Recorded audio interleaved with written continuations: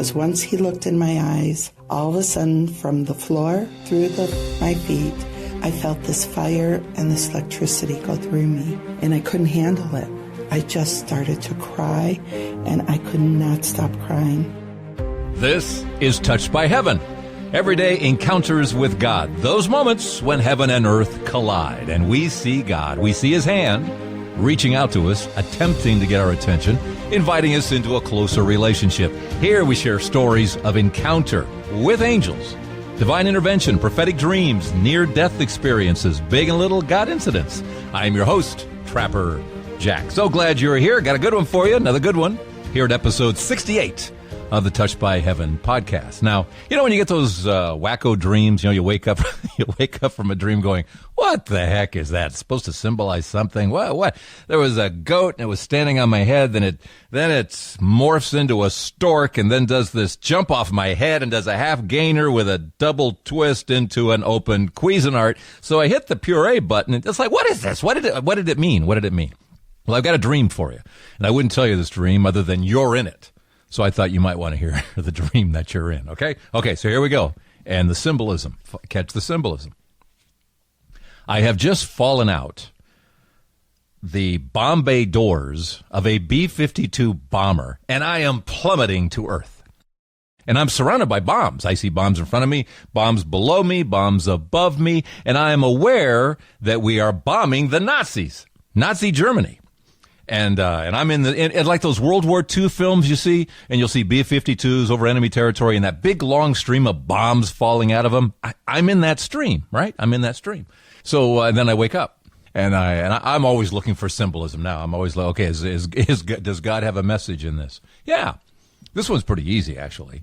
Nazi Germany, evil, right? I mean, just pure evil. And so that represents what? That represents evil in this world, the devil, the ruler of this world, if you will, as Jesus called the devil and his minions. So that's evil. And then I'm a bomb. I'm in the stream. I'm a bomb. You're a bomb. When we follow Christ, we're bombs. When we're following commandments and loving and forgiving and doing Christian things, as they say, and let's see what else, and evangelizing, it's all part of being bombs against the ruler of this world.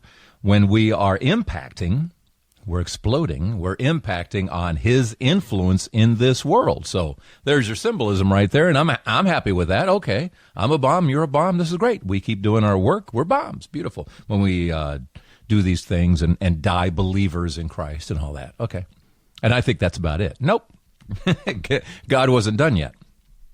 A couple of nights later, my wife and I were at a couples event kind of in the back of a restaurant. There were about 30 couples, 60 people, I'm thinking.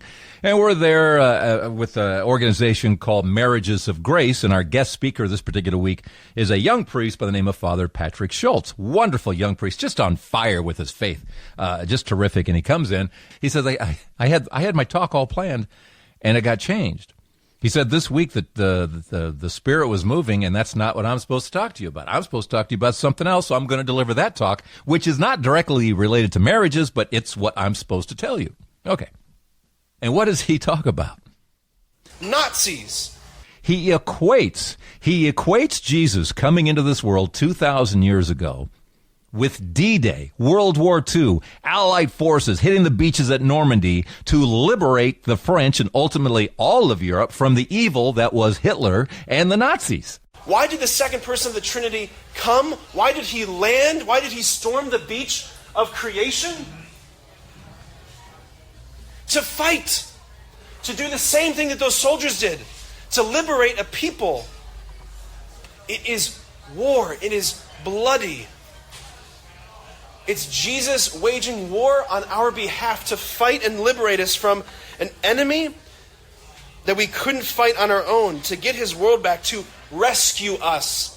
He is telling us the real reason Jesus came into the world 2,000 years ago, to do the same thing those soldiers did when they hit the beaches. Jesus came to get his world back, get his people back. He came to do war. He said, I didn't come here to give you peace. I came here to give you the sword. He came for war.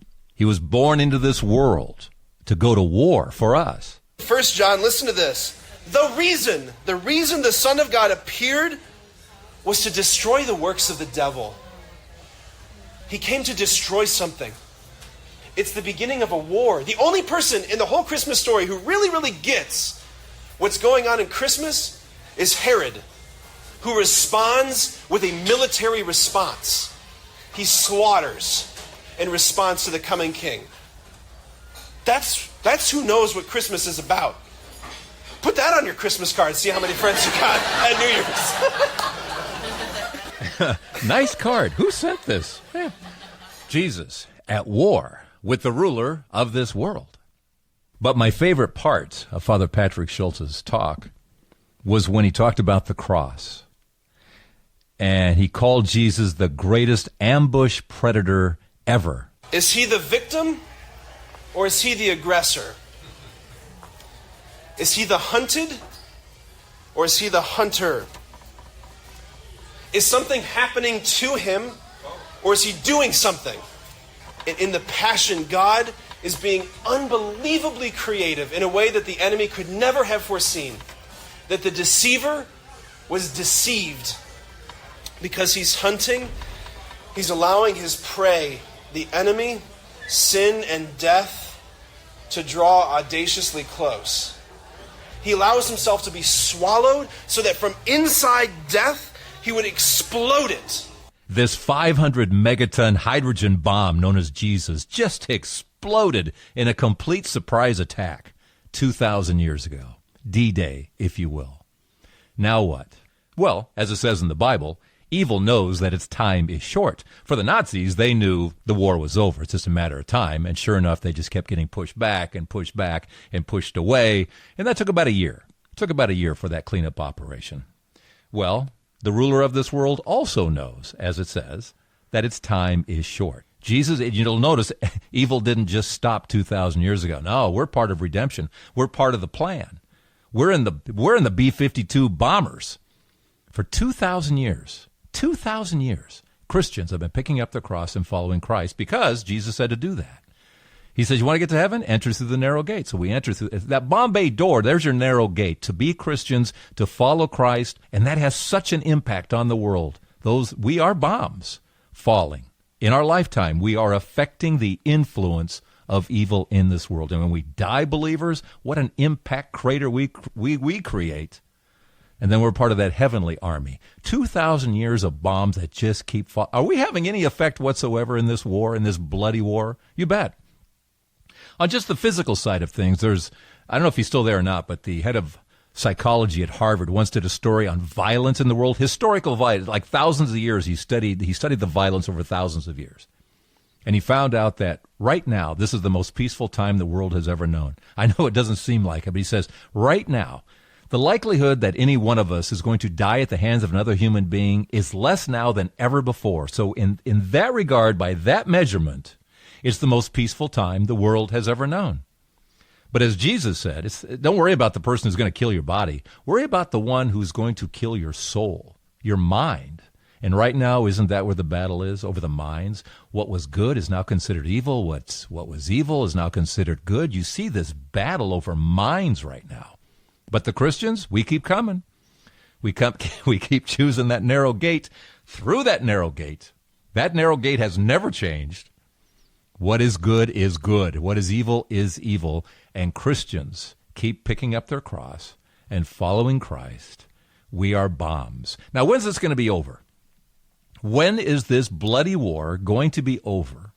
Because God, it says right in the Bible there, He's promised us a new world, a beautiful new world with no sin, no temptation, just this beautiful, beautiful world. When is that coming?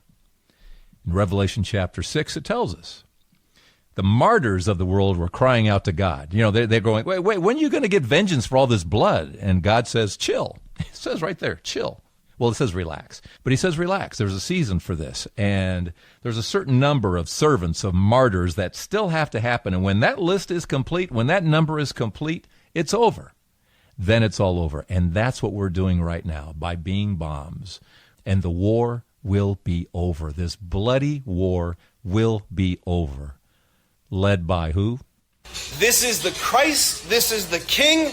This is Jesus. This is the General.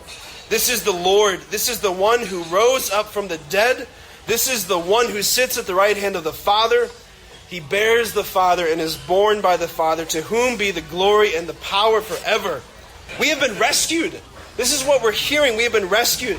We are rescued. Thank you, Father Patrick Schultz, young priest, just on fire with his faith. Just a great job. Great job. All right, what's our takeaway to this point? To this point in the podcast. You and I are bombs. What's a bomb's function? Only has one. To explode. To do just like Jesus did on the scene. To live the commandments.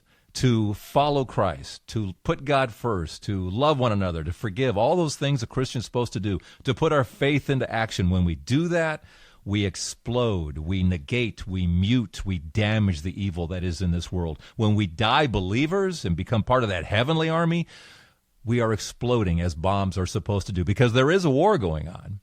Many of us, most of us, probably oblivious to that fact, but Christians just keep coming through that narrow gate, that steady stream, 2,000 years long now, of bombs pushing back the enemy. In a bit here, I'm going to tell you a story, a fascinating story talk about B-52s and bombs of World War II, about a man that became a canonized saint. And the power of God through him would not allow bombs to fall in his city. Bombing mission after bombing mission over his city. And God said no, not one bomb is going to hit this town. That story is coming up here. But first, I want you to hear how this very same saint intervened in a woman's life here today and completely changed the life of Cindy Russo. I'm actually going to go back into the archives a little bit in an episode we did during the Blind Faith Live podcast. You and I both have kind of similar backgrounds where, what would you call it? I call it I believe, but I didn't care. What do you call yours? I call mine, please, please, Lord, when I needed him. Yeah. And then, who, Lord? When he answered my prayers. I think they call that a lukewarm Catholic. Mm-hmm. God dragged you into all of this. It's cool. Yes. This all happened in the fall of 2010. So we were going to Spain, France, and Italy on a cruise. And that's when my cousin Donna called and said to me, Cindy, please pray for my grandson Noah. He's 3 years old, and he was diagnosed with terminal cancer. They're giving him no hope, and that he probably will not be here by Christmas. And so anyhow, I said, Donna, please, let me do something. What can I do for you? She said, Cindy, we only need a miracle. So I said, why don't you give me pictures of Noah as he battles cancer? We will leave pictures all over Europe. We're going to go visit Spain, France, and Italy. We're going to leave the pictures at the church, and we're going to write at the back of them, please pray for Noah as he battles cancer. So that's what she did. She sent me pictures of Noah, and off to Italy we went. Where did that come from? I mean, just that's an amazingly generous thing to even say. You're on vacation and you're carrying pictures into churches and dropping them off. Where does that come from? Actually, I dreamt that. I dreamt it the night before I called her back and told her that. What was the dream? The dream was that I was supposed to put these pictures at these churches. God's been very good to me that I dream many, many solutions. I could go to bed with the question, and in the morning I have my answer. Nice. And so off we went. We started in Spain. Sometimes if I couldn't actually go into the church that we were going to see, I would give it to a stranger that was in line to go see the church, because we were on limited tours and, time restrictions wouldn't allow us to go in some of them. And so I would ask a stranger to please pray for Noah as he battles cancer, and place this either on the altar, light a candle, or just leave it in a pew so people all over the world will pray for him. And that's what we did. So let's work our way to Rome. Rome, right? Trevi Fountain? Trevi Fountain. Mm-hmm. Just like every tourist, we finally got to Rome. And like every tourist, we were at the Trevi and we had our coins. And of course, we threw the coins in. And when I looked right directly across from the Trevi, there was a church. It was called St. Vincenzo and Anastasio. I found out later that church was selected that many, many popes' hearts were buried in that church. Wow. Well, there's a little sidebar for you. Let's pause on that one. Okay. So you're at the fountain, you leave your husband behind, and you take your picture in hand up to that church. And up the steps I went, and it had this big black, kind of an oval entrance door. And with me as I walked up was a stranger to the left of me. And we opened this big black door. And when we got there to the foyer of the church, there stood a man. He was dressed in very dark robe, almost black, I would say. He had a robe. He had a beard. He had a rope around his waist. Kind of like a monk, like we would think a monk would look. Right. But I thought, okay, is this how the Italian priests dress? Because I've never seen anyone dressed like that before. And then he looked at the man to the left of me. And in the nastiest, the dirtiest look I've ever seen in my life, he kicked the man out of the church. And I thought... In Italian, I assume. Right. With his hands, too, to get out. And I thought, oh, my goodness, I should not be here. So I took a step back. And as I took a step back, the man looked at me in my eyes. And that's when it was all over. If you ask me what the church looked like after that, I couldn't tell you anything about the church. Because once he looked in my eyes, all of a sudden, from the floor, through my feet, through my legs, I felt this fire and this electricity go through me. And as it went up my body, they say when you die that all your whole life passes through you. And for me, it was every sad or bad thing I've done in my life. And it was all revealed to me. And I couldn't handle it. I just started to cry, and I could not stop crying. And when I looked up from these tears that were falling from my face, and I looked in that man's eyes again, I showed him Noah's picture. And I said, please, please pray for Noah. He is very, very sick. And the man grabbed my hands with the pitcher, and he walked me over to the back where there was a holy water fountain. And he took holy water, and he poured it over my head. Not a little, a lot. And being Italian and curly hair, you know where that's going. I looked like my hair had linguini spirals. And as he did this, he was blessing me, and he was speaking to me in Italian. And he blessed me 3 times, and then he blessed Noah's pitcher. I was crying profusely, and it couldn't even catch my breath when he took his hands, the tips of his fingers, and he wiped my cheeks, and he said, "No cry, Noah will be healed." And he said it in Italian, and I don't speak a lick of Italian, even though I am. And then he took the corners of his index fingers to the corners of my lips, and he made me smile. And he kept saying, "Smile, Noah would be healed." Then he walked over to a table and picked up a holy card. And at the time, I didn't even know that it was the Blessed Virgin Mary. It was called Madonna de Puzzo, which in English says Madonna at the well, Mary at the well. And he told me to pray this prayer every day. Noah would be healed. I bowed, I said grazia, and I ran out of the church. I ran down the steps to my husband at the fountain. And he saw me soaking wet. He thought I fell in the fountain. And I said, no. And he said, Cindy, the gypsies did this to you, because he thought the gypsies were going to come and steal me, which they wouldn't. And I said, no, it was this guy. I don't know who he was. I think he's a priest. That's how they dress in Italy. I don't know. But he did this to me. And my husband said, well, it's about time somebody got to you. So off we went back on our tour. About a half hour later, during the tour, we get a break. And most people go to have lunch. I love to shop. So we walked into a gift shop. And as we walked into the gift shop, I stopped. And I looked up. On the wall to the left of me was a picture. And my husband looked at me and he said, Cindy, you just turned pure white like you just saw a ghost. I said, honey, I didn't see a ghost. That's the guy who did this to me. And my husband chuckled.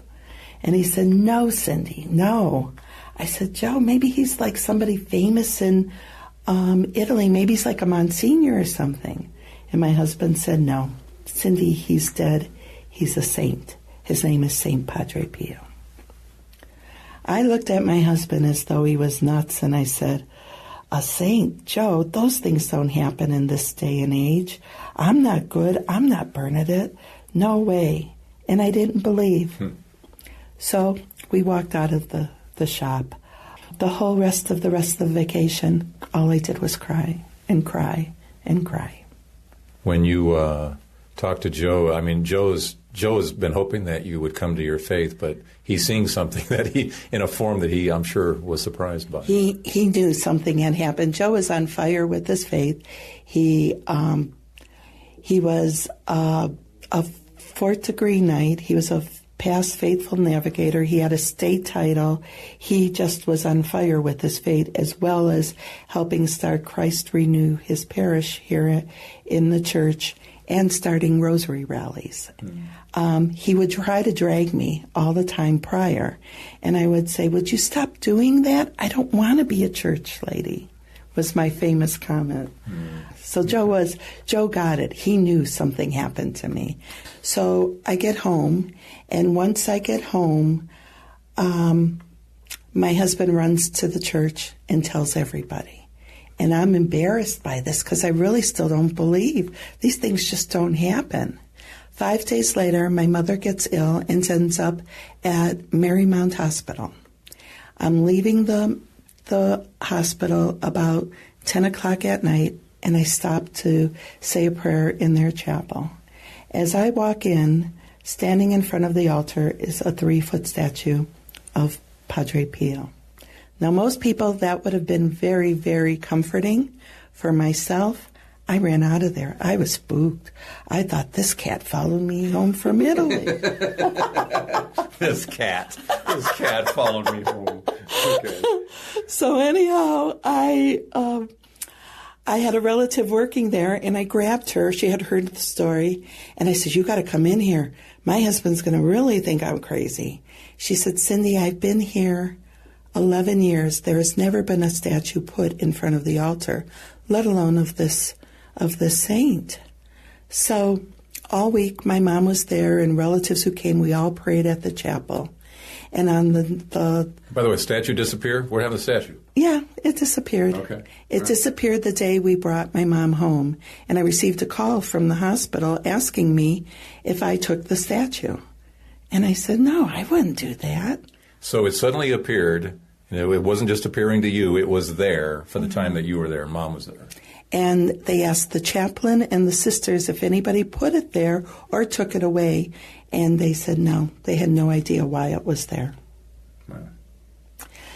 So the next day, my husband decided that I needed to go to get a statue of Padre Pio. We went to a shop, and of course they didn't have a statue, but they did have a book about Padre Pio. I should tell you, I really am not an avid reader, or used to be. Now I can't stop reading. So we brought the book home. It was by the author Ruffin, Ruffin, and it was over 500 pages. The first thing I read was that on September 23rd, 1968 is the day he died, and that is his feast day. That was the day I was in Rome during the encounter. September 23rd. The next thing I read was that Padre Pio's grandmother, on his mother's side, was a Gagliardi. My mom's family is the Gagliardi family. That's the last name? Yes. Wow. The next thing I read was that Padre Pio asked in the 60s to start prayer groups. The first woman he asked to become a prayer group leader, her name was Rachelina Russo. Coincidence? Well, Cindy Russo, what do you think? I felt like I opened this book of a mystery, this great mystery book. I read about a Bohm and a Mazzoni, which was my husband and my godmother's last names. It was just very coincidental. Did I still believe? Sort of, but not sure. Right. The next thing I did was I called my cousin Donna. And we know Padre Pio doesn't do the miracles, it's God, but he is an intercessor for Jesus. Mm-hmm. And that's really where the miracles happen. Noah's healed. My cousin called me a few weeks after I talked to her and said that her daughter got to go back to work. Noah's back in preschool, and the doctors do not understand, except we know. It was our faith. It was. They say it just suddenly disappeared. What's the doctors? There was no reason why he is alive. The cancer had gone through all of his organs, and there was no hope. There are so many aspects of St. Padre Pio we could talk about. His devotion to the rosary. He prayed, and they said his beads were always rolling. They said at least 32 rosaries a day, if not more. I truly have learned now that our lives are like the beads of the rosary, and we are all linked together by the chains. And sometimes we're in the sorrowful mysteries of our life. Sometimes we're in the luminous, the glorious. We are a living rosary. I like that. You're right. Talk about the consecration, what you've read, things that would happen during consecration. Oh, my goodness. His masses would last 2.5 hours, and he would experience truly the whole crucified Christ scenario, the whole scene.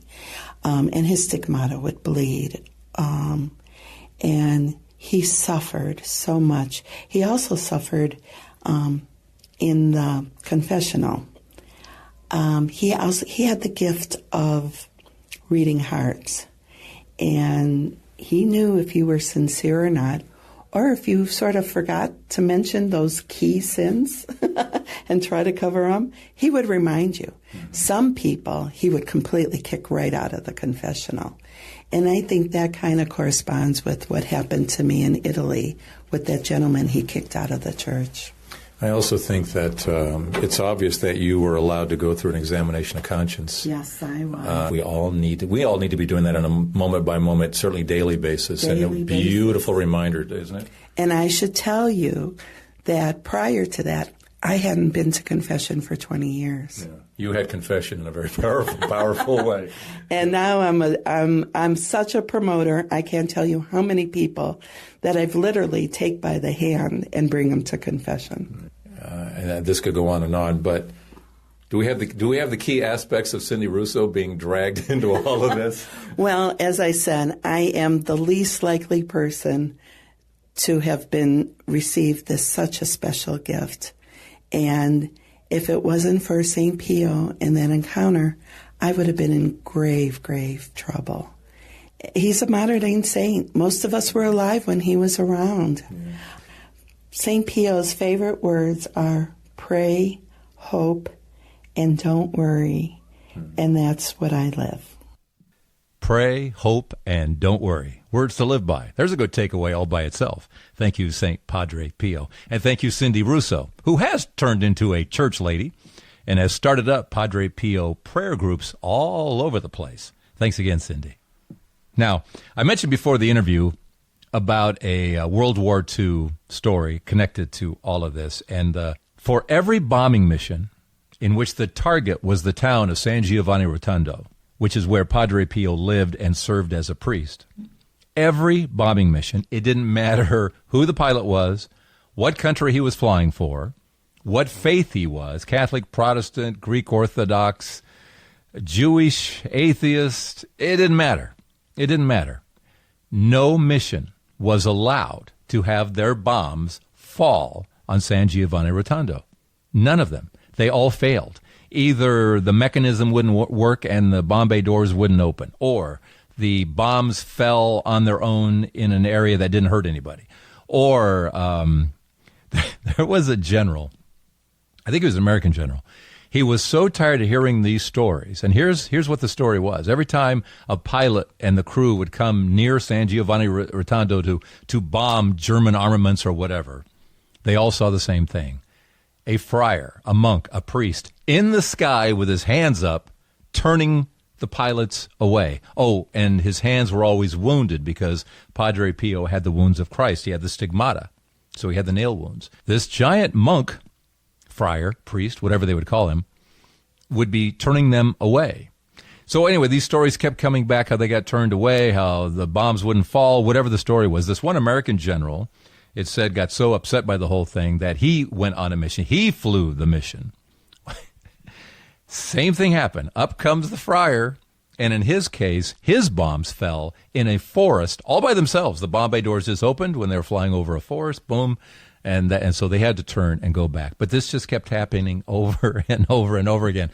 One of the generals after the war went to San Giovanni Rotondo to find out who was this guy, because they heard that it was some really holy priest by the name of Padre Pio. He went to see who this Padre Pio was. And he walked into the church. There were a number of priests there, a number of people there. And Padre Pio was the one who, when he saw the general, walked up to him, put his hand on his shoulder, and said, you're the one trying to get rid of us all. And it was Padre Pio who just knew things. He just knew. But the whole story, the whole amazing, amazing story is in our email. So get the email by going to touchedbyheaven.net here at episode 68 and sign up for the email. Okay. What else could you do at episode 68 while you're there? Well, let's see. Well, you could click through to Patreon to be a financial supporter of us. That'd be awfully nice of you to do something like that. Did you hear what God just said? Is available to you now. The talk that is sweeping the nation is available at TrapperJackSpeaks.com. But there's a link there also at episode 68 to download. Did you hear what God just said? It's a compilation. It's all the talks that I've been doing recently in the last few months, all smushed together, and it is packed with stories, the stories that brought me back to God, back to the church, designed to fortify your faith or maybe to bring somebody back like all those stories brought me back. Did you hear what God just said? Is available now through either that link there at episode 68, or you just go to TrapperJackSpeaks.com. All right. Thank you so much for listening to this episode 68 of Touched by Heaven. Thank you so much for listening. I'll see you next week. I am Trapper Jack for Touched by Heaven, everyday encounters with God.